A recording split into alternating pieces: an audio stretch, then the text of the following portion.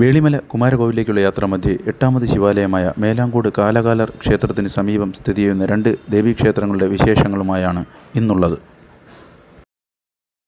വർഷങ്ങൾക്ക് മുൻപ് രാജഭരണകാലത്ത് കന്യാകുമാരിയുടെ ഈ പ്രദേശത്ത് അതിസുന്ദരികളായ രണ്ട് പെൺകുട്ടികൾ താമസിച്ചിരുന്നു.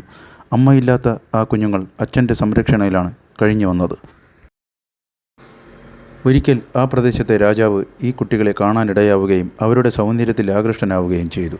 തുടർന്ന് കൊട്ടാരത്തിലെത്തിയ രാജാവ് കുട്ടികളെ കൊട്ടാരത്തിലേക്ക് കൊണ്ടുവരാൻ ഉത്തരവിട്ടു. ഇതേക്കുറിച്ച് സൂചന ലഭിച്ച ആ പിതാവ് കുട്ടികളുമായി അവിടെ നിന്ന് നാടുവിടാൻ തീരുമാനിച്ചു. ഉച്ചയോടെ അവർ ഇപ്പോഴുള്ള ക്ഷേത്രം സ്ഥിതി ചെയ്യുന്ന സ്ഥലത്തെത്തി. രാജാവിൽ നിന്ന് രക്ഷപ്പെടാൻ മറ്റു വഴികളില്ല എന്ന് മനസ്സിലാക്കിയ ആ പിതാവ് സമീപത്തു നിന്നും ഒരു വലിയ കല്ലെടുത്ത് "കല്ലേ, നീ സാക്ഷി" എന്ന് പറഞ്ഞുകൊണ്ട് അലർച്ചയോടെ കുട്ടികളെ ഈ ലോകത്തു നിന്നും പറഞ്ഞയച്ചു. തുടർന്ന് ആ പിതാവും ആത്മാഹുതി ചെയ്തു. ഈ സംഭവശേഷം ആ പെൺകുട്ടികൾ യക്ഷികളായി മാറുകയും പകൽ സമയത്ത് പോലും പരിസരവാസികൾക്ക് വഴി നടക്കാൻ കഴിയാത്ത തരത്തിൽ ഉഗ്രരൂപിണികളായി വിഹരിക്കുകയും ചെയ്തു. തുടർന്ന് ശരിയായ താന്ത്രിക വിധിയിലൂടെ രണ്ട് ക്ഷേത്രങ്ങൾ നിർമ്മിച്ച് അവരെ പൂജ ചെയ്ത് ആരാധിച്ചു പോന്നു. അങ്ങനെ മൂത്ത സഹോദരി കൈലാസത്തിൽ പോയി ശിവനെ ആരാധിച്ച് പാർവതി ദേവിയിൽ ലയിച്ചു എന്നുമാണ് ഐതിഹ്യം.